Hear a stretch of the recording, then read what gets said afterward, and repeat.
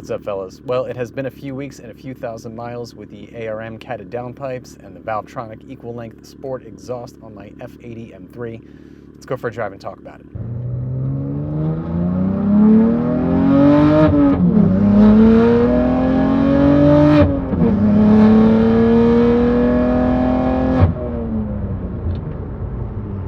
Alright, so some quick thoughts on the sound, driving feel, and the power differences of the ARM downpipes with the Valvetronic exhaust. So let's start with the sound. Overall, very happy with the way this car sounds now. It is, if you think about it like in audio engineering terms, right?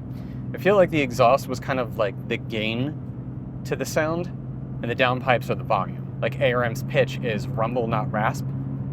I would go with that. I would definitely say the car has a little bit more of a rumble, but in terms of overall volume, it is much louder. It's not straight pipe loud, but it is louder. One of the road trips that we just took had us going through about 4 different tunnels through mountains, and there is nothing more intoxicating than the valves open in this car going through tunnels at a high RPM range, right? It is very, very nice sounding. In fact, I've certainly noticed that, you know, gas stations, grocery stores and stuff like that, doing the day-to-day driving sort of stuff, I've noticed a few more head turns when this car starts up, to the point where I generally try not to start the car if someone's walking like right behind it, but I have certainly noticed a few more head turns when this thing starts up. But overall, for the sound, it is definitely a deeper, like just ballsier sort of exhaust sound in a very pleasant way. You know what it's like, actually?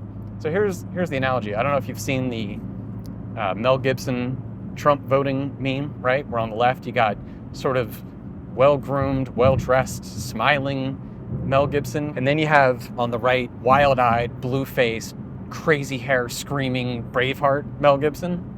That's this car before and after exhaust. It definitely did not introduce rasp like I was hoping it wouldn't.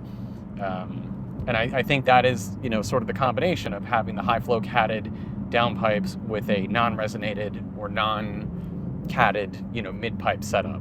I would be curious to hear what catless downpipes would have sounded like, but again, I would have been worried about the rasp issue. This car from the factory, beefy, very well put together, racy feel, the whole thing, you know? But with this setup, it doesn't have that same kind of gentleman smooth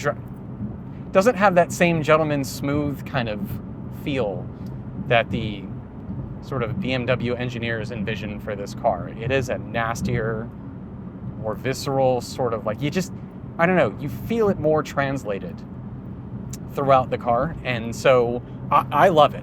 It's exactly the feel that I love for this car. For all the talk about how, you know, the F80s were a little bit too mechanical, especially in steering, but a little bit too maybe electronic or mechanical compared to the E9X cars, the exhaust setup on this car makes it a little more just grittier, nastier. It has more of that kind of barbaric type vibe to it, if that at all makes sense.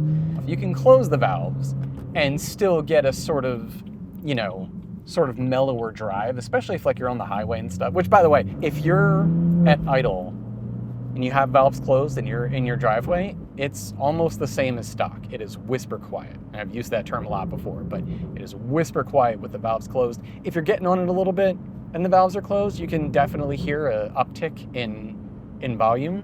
When the valves are open, it's another animal, but it's not totally crazy. And again, because it's not straight piped, but it's not totally absurd. But yeah, if you're driving at highway speeds, or freeway speeds, and you kind of just want, if you're on a long road trip and you're not looking for all the, you know, crazy volume and everything, close the valve and it's pretty tame.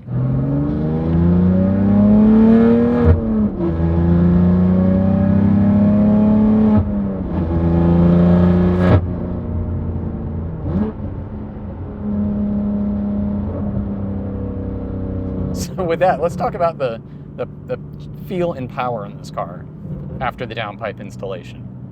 It's noticeable, right? So it's not, you know, crazy, huge change like maybe if you tune the car, which by the way, I did get a boot mode license, that's coming soon, but just the addition of the downpipes in this car does make a very noticeable change in power. I feel like the nanny controls have to work a little bit harder to keep this thing in a straight line. And it's really that low end torque, right? I don't know what the difference in horsepower is and all that stuff. I don't know what the numbers, I haven't gotten it dyno tested, but just the seat feel of this car is noticeably changed with the addition of downpipes. Now, a few other things to note real quick. For one, I did eventually get a check engine light. I noted in the install video that I'd driven around with it a little bit, did not get the check engine light, but it eventually did show up and it has been there ever since. Again, just got a boot mode license, so I'll be removing that with boot mode, so I'm not really concerned about it. And even if I didn't have it, it doesn't really bother me all that much. It kind of bothers me, actually. I probably would really hate to have it on there long term, but I knew I was going to tune the car anyway, and with boot mode you can get rid of that, so didn't really care. Anyway, quick note about the, if you saw the original install video, the one alongside the driver's side downpipe was too long. It was the wrong fitment pipe. They did send the replacement pipe really quickly, about 3 days.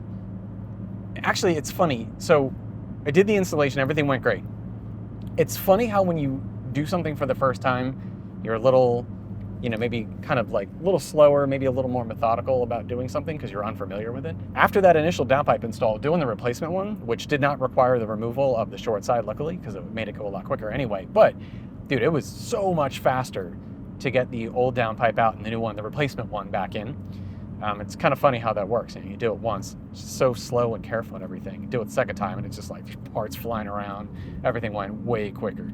But anyway, the replacement part fit perfectly. For as much trouble as I had getting the first downpipe in, because it was the wrong fit, it was too long, I jacked the car up a little bit higher the second time, plus it was a shorter downpipe, so getting that installed was a piece of cake.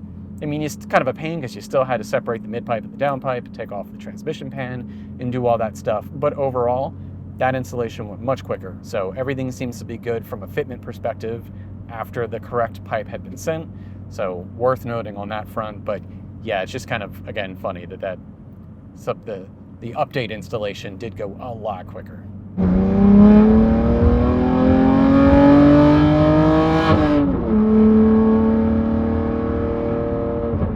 Feel that all day long. That is a noticeable kick.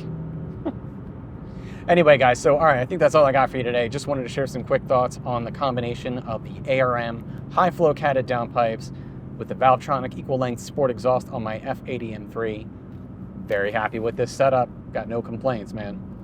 It's good sound, loud, rumbly, deep, visceral, kind of improved drive on this car. Like 98% of the time I have valves open, being obnoxious, but it can be quiet if you need it to be. So there you go. That's all you really need. Noticeable increase in power output.